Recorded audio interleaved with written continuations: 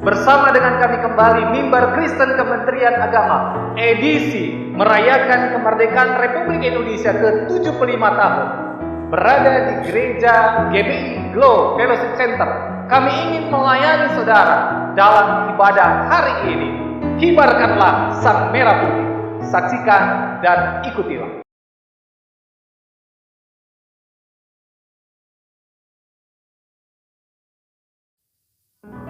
Berkibarlah sang merah putih, engkau bendera bangsaku. Tunjukkanlah kepada dunia merah dan putih warnamu. Terus berkibar di angkasa dengan wibawa dan megah. Seluruh rakyat Indonesia menjunjung dan menjagamu.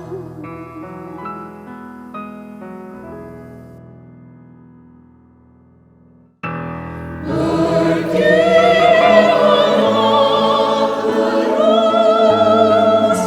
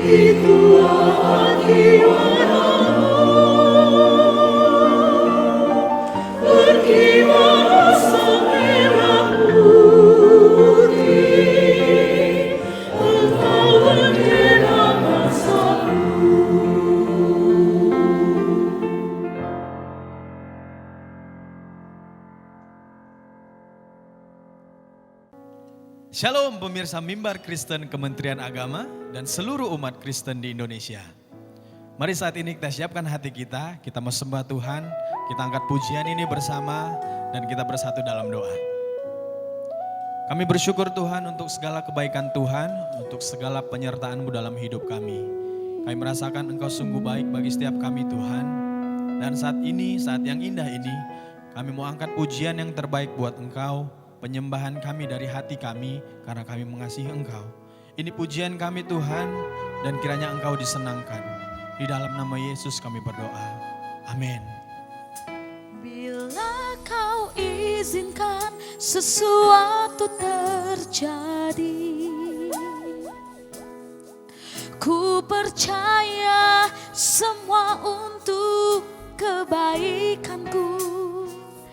Bila nanti telah tiba waktumu, ku percaya kuasa-Mu memulihkan hidupku. Waktu Tuhan pasti yang terbaik, walau kadang tak mudah dimengerti.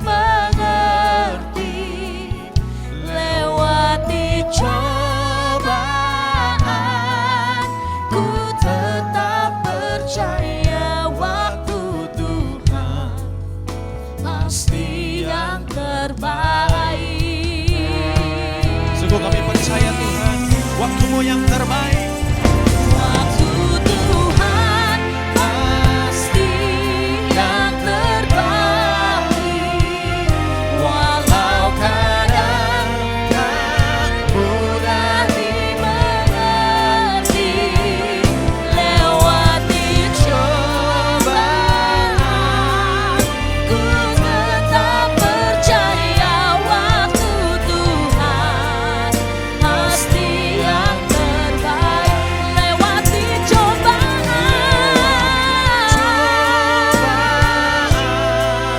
ku tetap percaya waktu Tuhan pasti yang terbaik. Lewati cobaan, ku tetap percaya waktu Tuhan pasti yang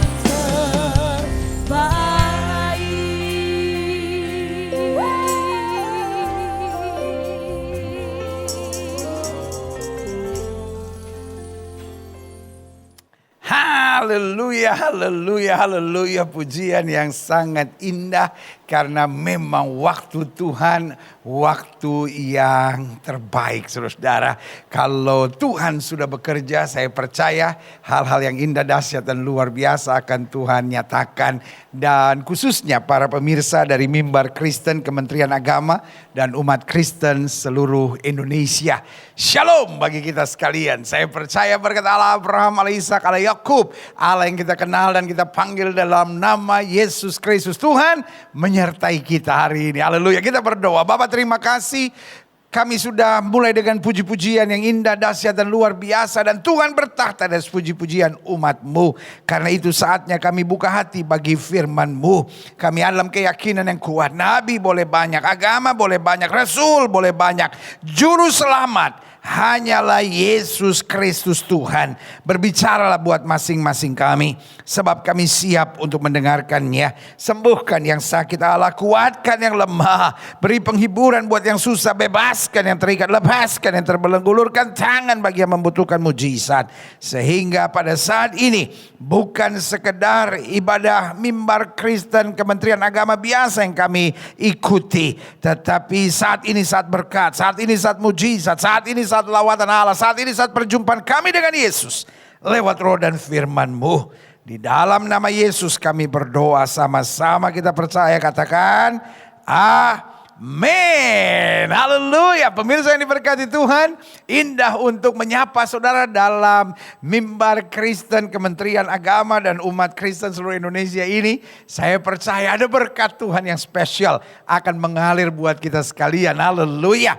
Nah, hari ini saya mau berbagi tentang firman yang sangat memberkati saya dalam Markus pasalnya yang ke-43, dalam Injil Markus pasalnya yang ke-43 sampai ayat yang ke-45.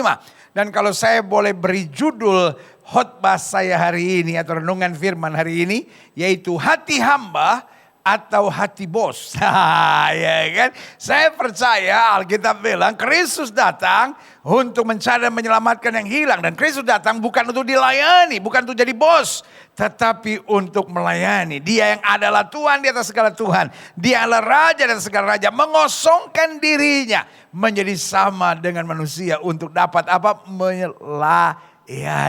Saudara yang kasih dalam Tuhan, saya khawatir hari-hari ini banyak orang hanya ingin dipanggil bos, ya kan? Oh ya bos, apa kabar bos, ya kan? Semua orang hanya ingin menjadi bos. Tetapi saudara yang kasih dalam Tuhan, saya percaya ketika kita diselamatkan, kita harus punya spirit, kita harus punya roh, yaitu hati hamba, saudara, ya kan? Markus pasal 10 ayat 43 sampai 45.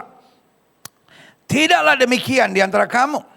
Barang siapa ingin menjadi besar, ingin diberkati, ingin melihat mujizat, ingin sukses di antara kamu, hendaklah ia menjadi pelayanmu, hendaklah ia merendahkan diri, hendaklah ia melayani. Ayat 44. Dan barang siapa ingin menjadi terkemuka di antara kamu, hendaklah ia menjadi hamba untuk semuanya. Perhatikan ayat yang ke-45. Karena anak manusia juga datang bukan untuk haleluya dilayani, melainkan untuk melayani, bukan untuk menjadi bos, tetapi untuk menjadi hamba dan untuk memberikan nyawanya menjadi tebusan bagi banyak orang.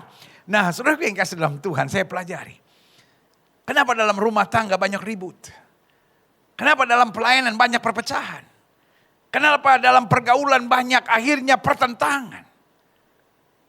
Saya pelajari salah satunya adalah kesombongan.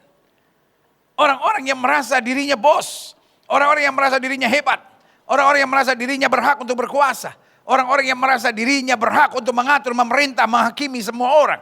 Saudara yang kasih dalam Tuhan, padahal jelas Alkitab berkata, jika kamu ingin menjadi yang besar, ingin sukses, ingin diberkati, ingin berdampak, mari siap menjadi pelayan. Saya tidak bilang kita harus bermental hamba, no. Kita harus bermental anak raja. Tapi kita harus memiliki hati hamba. Nah, saya pelajari ada beberapa perbedaan yang signifikan antara hati bos dengan hati hamba. Sekali lagi saya ulangi. Mentalitas kita harus mentalitas warga kerajaan sebagai anak raja. Tapi saudaraku yang kasih dalam Tuhan, ingat kita diselamatkan oleh darah Yesus. Alkitab berkata kita bukan lagi orang berdosa, kita tidak lagi dalam kegelapan, tapi kita sudah dipindahkan pada terang yang ajaib. Kita sudah diselamatkan karena anugerah. Saudara boleh saya berkata, ya tapi masa lalu saya gelap, ya tapi dosa saya banyak. Tetapi Alkitab berkata, oleh darah yang tertumpah kita dapat dengan keberanian menghadapi tahta kasih kemurahan dan kemuliaan Tuhan. Artinya kita tadinya orang berdosa, tapi telah diangkat, dipulihkan, dan dijadikan sebagai warga kerajaan surga. Tapi meskipun begitu banyak berkat Tuhan dalam hidup kita, tapi kita tetap harus memiliki hati hamba, hati yang mau melayani, hati yang mau dididik, hati yang mau diatur, hati yang mau dikendalikan, dan hati yang senantiasa mau diajar Tuhan untuk berjalan dalam seluruh kehendak Allah. Haleluya. Nah, saya pelajari ada beberapa perbedaan antara hati bos dan hati hamba. Yang pertama, hati bos selalu hanya memikirkan kepentingan dan keuntungan diri. Tapi hati hamba selalu memikirkan dan menjadi berkat serta berkenan pada Tuhan. Saya ulangi sekali lagi. Hati bos selalu berpikir apa yang menguntungkan buat saya. Apa yang menyenangkan buat saya. Tapi hati hamba sebaliknya. Aku ingin berkenan kepada Tuanku. Aku ingin menyenangkan hati dia. Dan aku ingin senantiasa hidup di jalan-jalannya. Itulah seorang hamba. Makanya kalau ada orang yang bilang, ya pendeta saya mesti ngalah terus sama istri saya. Saya mesti ngalah terus sama istri saya. Wah keenakan dia dong, terus untung saya apa? Ya tapi saya sebagai istri pendeta, masa saya mesti ngalah terus sama suami saya. Mesti ngalah terus sama suami saya. Terus untung saya apa? Nah, iya kan? Ada banyak orang kan gitu. Saya pelayanan, mesti berkorban ini. Terus untung saya apa? Saya sebagai anak muda gak boleh pacaran dengan orang tidak seiman. Harus hidup suci, harus hidup benar. Tidak boleh ke diskotik, tidak boleh minum mabuk, tidak boleh sentuh narkoba, tidak boleh seks bebas. Mesti hormat sama orang tua. Terus untung saya apa sebagai orang Kristen? Saudaraku yang kasih dalam Tuhan. Berarti hatimu hati bos. Yang hanya memikirkan keuntungan, kepentingan diri sendiri. Tapi hati hamba mau hidup berkenan kepada Tuhan. Mau menjadi berkat buat banyak orang dan mau senantiasa menjadi saksi Tuhan, haleluya. Yang kedua saya pelajari. Hati bos cenderung memerintah. Tetapi hati hamba cenderung mengajak bersama. Kalau orang hatinya bos, senangnya memerintah. Kamu sih begini dong, kamu sih begini dong. Dan ujung-ujungnya akhirnya menghakimi. Istri saya gak benar pendeta, mertua saya gak beres pendeta. Jadi semua orang gak beres karena hatinya hati bos.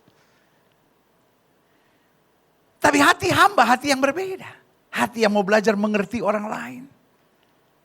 Hati yang belajar dan mau senantiasa mengajak bersama-sama. Karena dia menyadari dia hanya hamba. Jadi kalau ada kekurangan dalam diri orang, dia belajar memahami, dia belajar mengerti.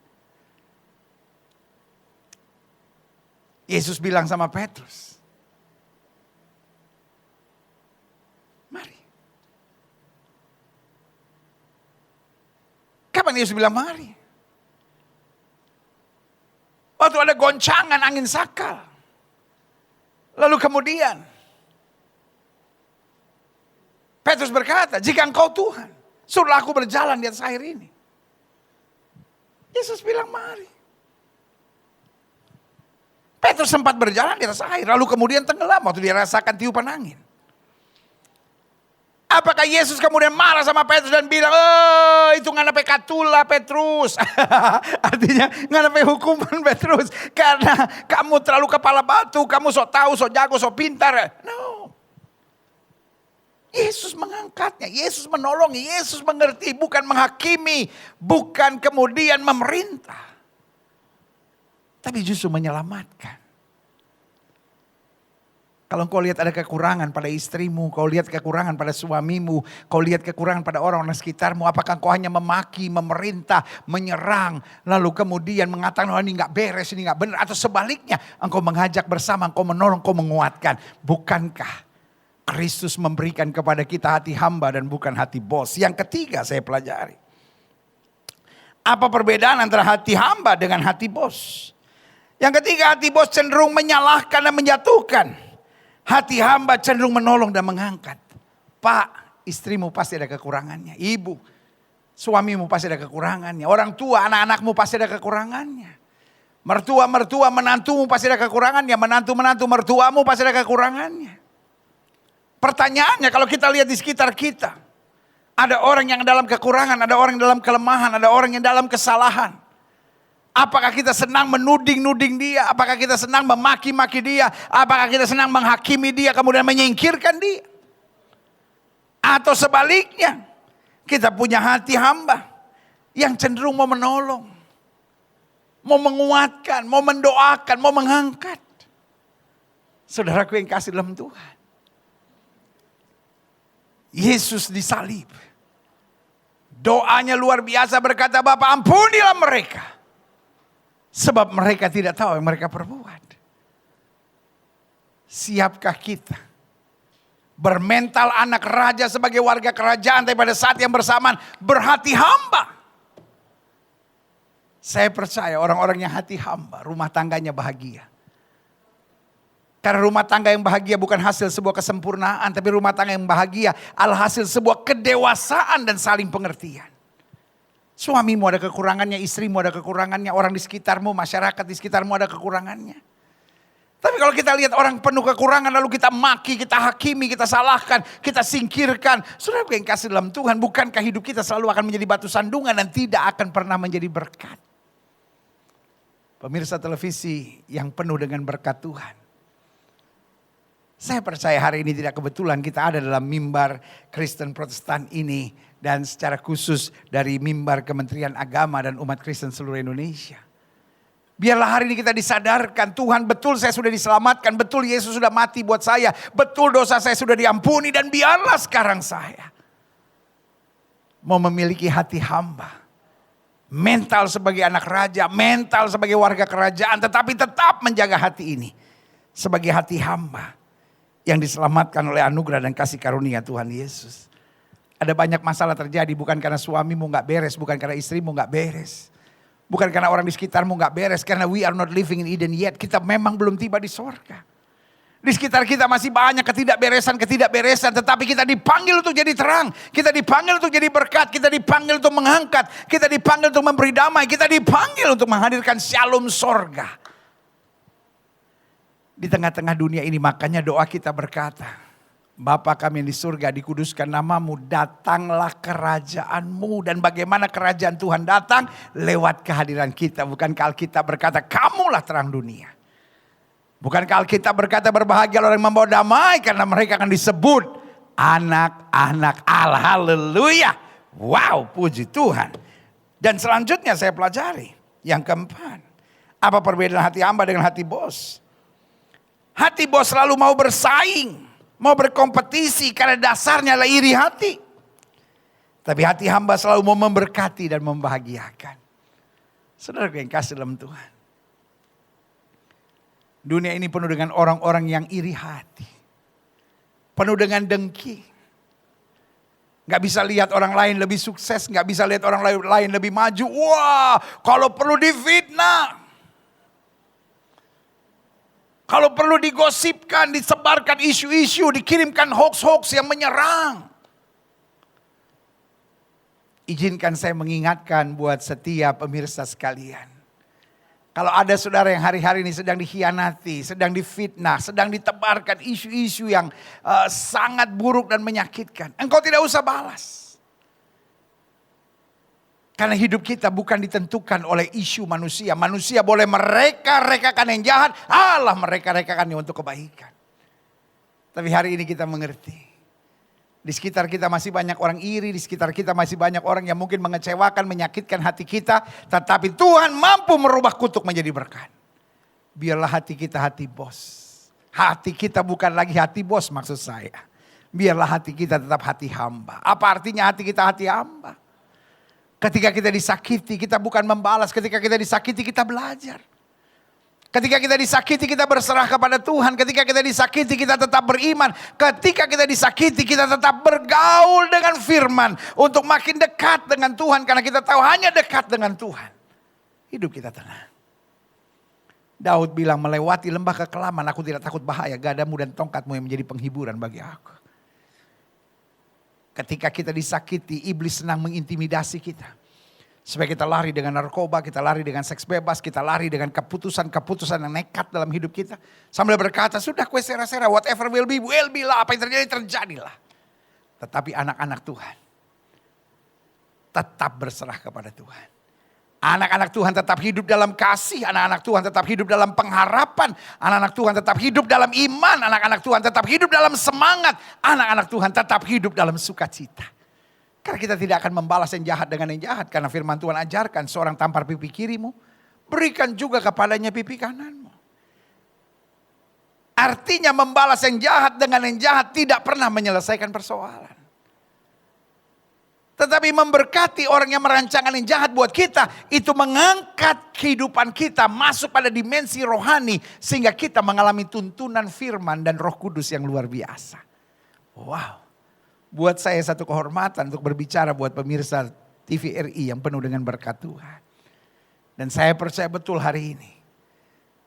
Di hari Minggu yang penuh dengan sukacita ini. Tuhan sedang mengajar kepada kita. Betul dosa kita sudah diampuni. Betul kita sudah menerima Yesus sebagai Tuhan dan Juru Selamat. Betul kita sudah dipilih menjadi warga kerajaan sorga. Karena itu mentalitas kita harus mentalitas warga kerajaan. Mentalitas kita mentalitas anak raja. Tetapi hati kita tetap harus hati hamba. Hati yang mau melayani. Dan kita sudah belajar banyak hari ini tentang apa bedanya hati bos dan hati hamba. Karena hati bos yang penuh dengan amarah, hati bos yang penuh dengan menghakimi, hati bos yang mudah kecewa, mudah tersinggung. Hati hamba hanya bersyukur, melayani dan tetap penuh kasih. Ada beberapa perbedaan hati bos dan hati hamba. Hati bos selalu memikirkan kepentingan dan keuntungan diri. Hati hamba selalu memikirkan dan menjadi berkat untuk berkenan pada Tuhan. Hati bos cenderung memerintah, hati hamba cenderung mengajak bersama. Hati bos cenderung menyalahkan dan menjatuhkan, hati hamba cenderung menolong dan mengangkat. Hati bos selalu mau bersaing dengan iri hati, hati hamba selalu mau memberkati dan membahagiakan. Dan yang kelima, yang terakhir, hati bos cepat tersinggung. Hati bos cepat dikuasai oleh emosi, amarah, bahkan kekecewaan. Tapi hati hamba selalu bersyukur dan berserah kepada Tuhan. Kalau hari-hari ini kau sedang kecewa. Kalau hari-hari ini kau sedang marah. Kalau hari-hari ini kau sedang tersinggung. Jangan salahkan keadaan, karena memang keadaan kadang-kala mengakibatkan hal demikian. Karena kita ada di dunia. Tetapi ini saatnya untuk mengkaji diri sendiri. Jangan-jangan hati saya ini adalah hati yang penuh amarah. Jangan-jangan hati saya ini hati bos. Hati yang sombong. Hati yang angkuh, hati yang arogan, hati yang tidak mau dibersihkan oleh darah Yesus. Betul, mungkin kita sudah diselamatkan, kita menjadi warga kerajaan sorga, tetapi tanpa hati yang bersih, maka kita tidak akan mengalami kemuliaan Tuhan yang luar biasa. Biarlah hari ini kita berkata, Tuhan, satu, aku berterima kasih buat darah yang tertumpah dari kayu salib. Yang kedua, aku berterima kasih karena Roh Kudus menyertai aku. Yang ketiga, aku berterima kasih karena pasukan malaikat di sorga mengawal aku. Dan yang selanjutnya, aku berterima kasih karena ada firman yang menguatkan aku. Tapi pada saat yang bersamaan, aku juga berterima kasih karena aku sudah diangkat sebagai warga kerajaan sorga. Dan karena itu aku berterima kasih. Berikan kepadaku hati hamba, hati yang melayani, sehingga hidupku jadi berkat. Hidupku membawa damai. Aku bisa bersyukur dalam segala hal sambil berkata, aku bersyukur kepada Allahku. Sebab dia menyertai langkahku. Daud berkata, kejadianku dahsyat dan ajaib. Jiwaku benar-benar menyadarinya. Dalam bagian lain Daud berkata, singa-singa muda boleh merana kelaparan. Tapi orang yang berharap kepada Tuhan tidak pernah kekurangan sesuatu yang baik. Selamat hari Minggu. Milikilah hati hamba. Dan buang hati bos yang penuh kesombongan. Berjalan kasih karunia, iman, pengharapan dan kasih. Amin. Kita berdoa. Bapa, terima kasih.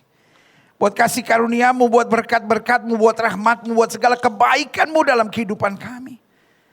Biar setiap pemirsa yang hari ini adalah mimbar Kristen Kementerian Agama dan umat Kristen seluruh Indonesia mengalami lawatan Tuhan, mengalami jamahan Tuhan, disadarkan bahwa kami sudah ditebus oleh darah Yesus. Kami harus meninggalkan dosa dan kami dituntun Tuhan dalam kasih karunia yang sempurna. Kami harus buang hati yang penuh kesombongan, arogan dan kekerasan. Tapi biarlah kami punya hati hamba. Hati yang mau melayani, hati yang mau mengalah, hati yang mau bersyukur, hati yang mau beriman, hati yang mau berserah kepada Tuhan dalam segala keadaan. Sehingga kami tidak mau jadi orang-orang bodoh yang hanya menerima firman tapi tidak melakukannya. Kami mau jadi orang percaya yang hidup dalam firman-Mu. Terima kasih Bapa. Pada saat yang bersamaan kami juga berdoa buat gereja-gereja di mana-mana tempat. Tuhan bela, Tuhan sertai, Tuhan jaga. Tidak lupa kami doakan untuk Bapak Presiden, Wakil Presiden, para menteri, pejabat di pusat dan di daerah, para gubernur, para wali kota. Dan juga kami berdoa untuk para bupati. Di dalam nama Yesus, polisi, tentara, parlemen, anggota DPR, DPRD tingkat 1, DPRD tingkat 2. Kami ucapkan berkat dalam nama Yesus. Hal-hal yang baik boleh terjadi di bangsa ini. Bahkan keputusan-keputusan penting di bangsa ini. Tuhan tolong dengan hikmat yang sempurna. Sehingga bangsa ini tetap berjalan takut akan Tuhan. Secara khusus kami berdoa buat Menteri Agama dan keluarganya. Wakil Menak dan keluarganya. Kami ucapkan berkat. Sehingga pemimpin-pemimpin kami ini berjalan dalam anugerah pimpinan kasih Tuhan dan takut akan Tuhan. Sehingga Pancasila tetap terjaga di bangsa ini. Undang-Undang Dasar 45 menjadi pilar-pilar penting di bangsa ini. Bahkan juga NKRI tetap jaya dan kami juga berdoa agar Bhinneka Tunggal Ika tetap menjadi yang dipertahankan di bangsa ini. Tidak lupa kami berdoa untuk Dirjen Bimas Kristen dan keluarganya. Tetap dalam perlindungan kasih Tuhan. Dan akhirnya setiap kami umat Tuhan di bangsa ini biarlah kami tetap jadi terang, jadi berkat, jadi saksi Tuhan. Umat mayoritas di bangsa ini Tuhan terangi, Tuhan tuntun, Tuhan beri damai sejahtera dan bawa pada keselamatan sempurna. Dan akhirnya biarlah kami mampu menjadi pelaku-pelaku firman yang hidup dalam kehendak-Mu. Di dalam nama Yesus kami berdoa. Sama-sama kita katakan amin. Saudaraku, hari yang indah untuk dapat melayani saudara. Biarlah kita dapat berkata, Tuhan adalah kekuatanku. Dia benteng hidupku. Kepada siapakah aku harus gemetar. Haleluya.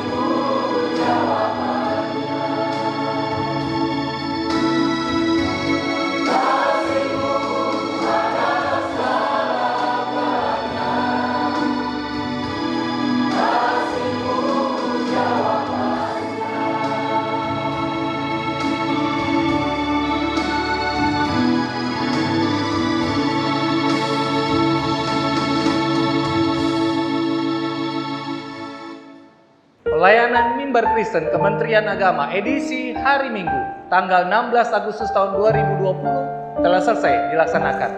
Kami dengan penuh sukacita mengucapkan terima kasih kepada Bapak Pendeta Gilbert Lumendo, Gembala Sidang GBI Glow Fellowship Center, serta puji-pujian dari GBI Glow Fellowship Center, serta rekan-rekan kami kantor wilayah Kementerian Agama Provinsi Papua Barat dan juga virtual choir dari Yamuger. Biarlah pelayanan pada hari Minggu ini menjadi berkat bagi saudara dan seluruh umat Kristen dimanapun saudara berada. Mari kita terapkan protokol kesehatan pada masa adaptasi kebiasaan baru saat ini. Sama seperti gereja GBI Glow Fellowship Center yang menyiapkan gereja mereka dengan tetap mematuhi protokol kesehatan, menggunakan masker dan menjaga jarak antar jemaat, serta menyiapkan tempat untuk mencuci tangan dengan sabun atau hand sanitizer. Nantikan Mimbar Kristen Kementerian Agama edisi hari Minggu tanggal 23 Agustus tahun 2020 serta tetap kunjungi website kami, YouTube kami, dan Instagram kami. Komentar saudara, like dan share saudara menjadi semangat buat kami untuk tetap melayani di masa-masa pandemi COVID-19 ini. Tuhan Yesus memberkati. Shalom.